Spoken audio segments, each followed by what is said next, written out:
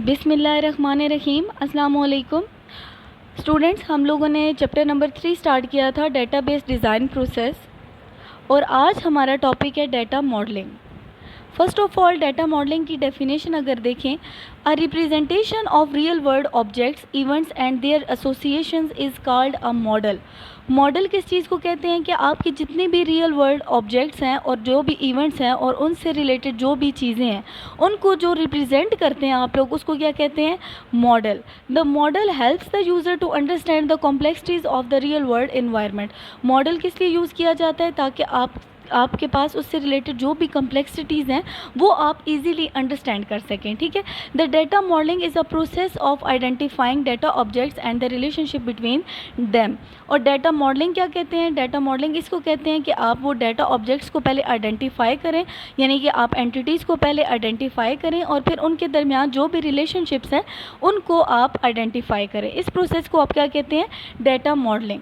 यानी कि आप डायग्राम की फॉर्म में एक डाटा मॉडल बना लेते हैं। ठीक है, एक आप मॉडल बना लेते हैं जिससे आपके स्ट्रक्चर का, पूरे फ्लो का पता चल जाता है। आगे है ingredients of data modelling.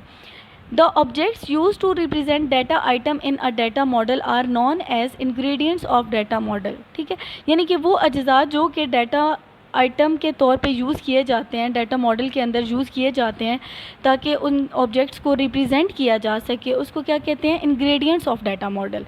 Ingredient कौन कौन से हैं डाटा मॉडलिंग के अंदर? एंटिटी या ऑब्जेक्ट, दूसरा है एट्रीब्यूट एंड थर्ड है रिलेशनशिप। तो फर्स्ट ऑफ ऑल हमारा जो पहला इंग्रेडिएंट है वो है एंटिटी।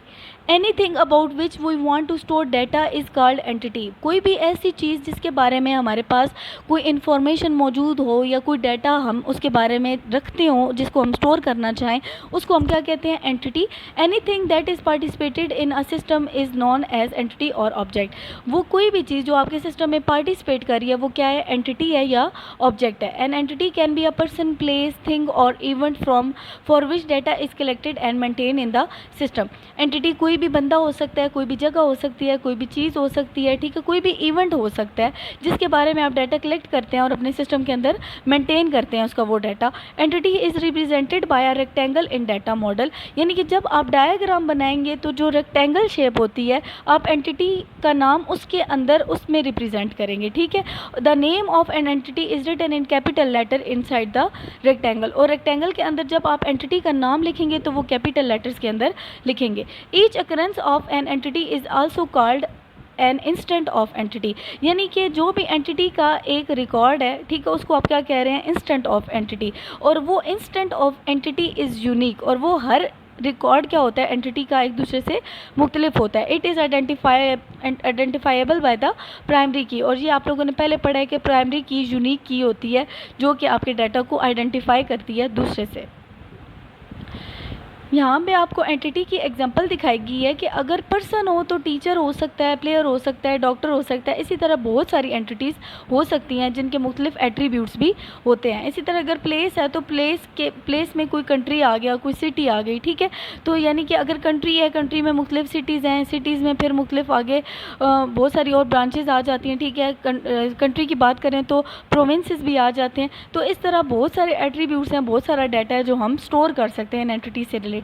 इसी तरह ऑब्जेक्ट है, कोई भी व्हीकल है, टॉय है, कोई भी फर्नीचर है, इनके बारे में आप इनफ डाटा स्टोर कर सकते हैं। कोई भी इवेंट है, जैसे कि कोई सेल लगी है किसी जगह पे, या कहीं रजिस्ट्रेशन कोई फ्री आपके रजिस्ट्रेशन वगैरह किसी जगह कर रहे हैं, तो वो क्या है? इवेंट है जिसके बारे में आप इन्फॉर्मेशन अलग से स्टोर करेंगे। यहाँ आपको एग्जाम्पल दिखाई गई है एंटिटी की, यानी कि स्टूडेंट और टीचर एक एंटिटी है और इसको रेक्टेंगल की फॉर्म में, रेक्टेंगल शेप के अंदर लिखा गया है। और क्या पढ़ा था आप लोगों ने कि एंटिटी का नाम हमेशा क्या होगा? कैपिटल लेटर्स के अंदर लिखा जाएगा। ठीक है। सेकेंड इंग्रेडिएंट्स है बच्चों एट्रीब्यूट। अब वही जो एंटिटीज़ हैं उनके जो करेक्टरिस्टिक्स हैं या उनकी जो खसूसियात हैं उनको क्या कहते हैं? Attributes. An entity may have many attributes। अब एक एंटिटी के बहुत सारे एट्रीब्यूट्स हो सकते हैं। These attributes are used to define an object और एंटिटी। ये एट्रीब्यूट्स किस लिए यूज़ किए जाते हैं? ताकि एंटिटी या ऑब्जेक्ट को आइडेंटिफाई किया जा सके। Attributes are represented by an oval and name is written inside the shape. अब जो एट्रीब्यूट्स हैं वो कौन सी शेप में लिखे जाएंगे? ओवल शेप में लिखे जाएंगे, ठीक है। और उस ओवल शेप में उस एट्रीब्यूट का नाम भी लिखा जाएगा। एग्जाम्पल दिखा रहा है कि attributes of an entity teacher are, यानी कि टीचर एक एंटिटी है और उसके एट्रीब्यूट्स क्या क्या हो सकते हैं? उसका नेम उसका एट्रीब्यूट है, gender, last degree, appointment date, pay scale यानी कि किस स्केल पे वो पे ले रहा है, नेशनलिटी उसकी क्या है और टेलीफोन नंबर क्या है। इससे हट के भी और बहुत सारे एट्रीब्यूट्स हो सकते हैं।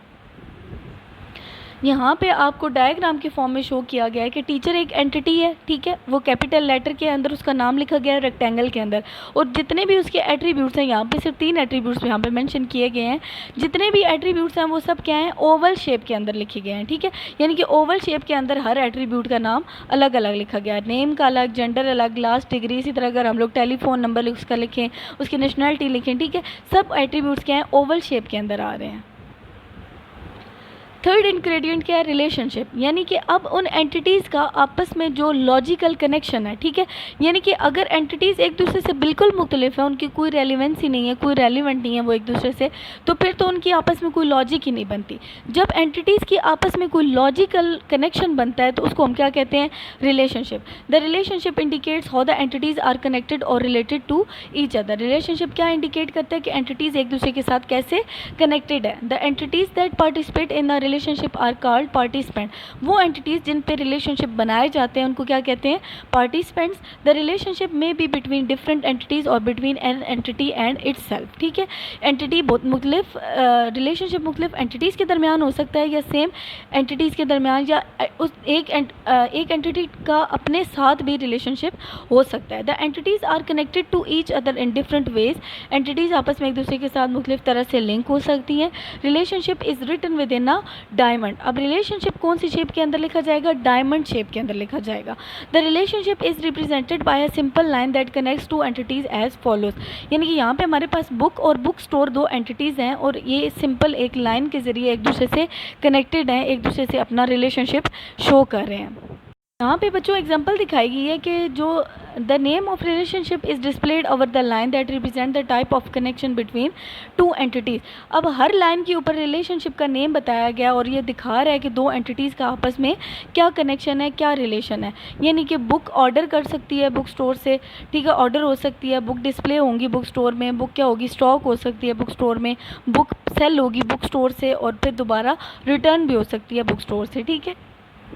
इसी तरह इस स्लाइड में भी ये यही बता रहे हैं कि जो पिछली फिगर है या जो पिछली पिक्चर है वो यही शो कर रही है कि 2 एंटिटीज़ यानी कि बुक और बुक स्टोर का आपस में क्या रिलेशन है।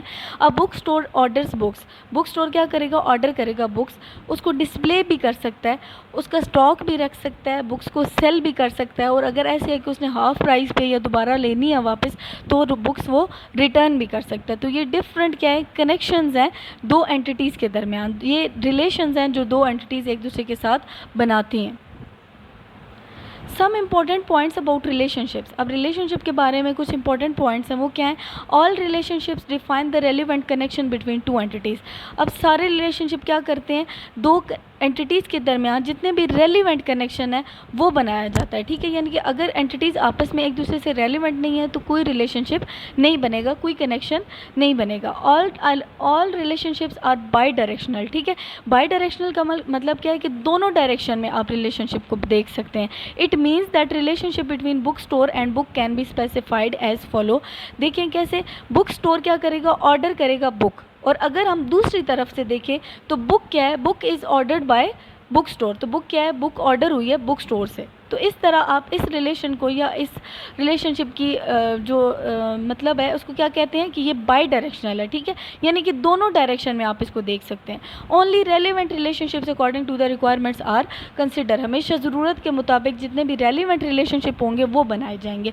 और यहाँ पे आपको एग्जांपल नज़र आ रही है कि आपने कहा है कि जो रिलेशनशिप है वो डायमंड शेप के अंदर होगा, ठीक है। तो यहाँ पर डायमंड शेप के अंदर ऑर्डर लिखा गया है, यानी कि इसका जो रिलेशन है वो क्या है? ऑर्डर है।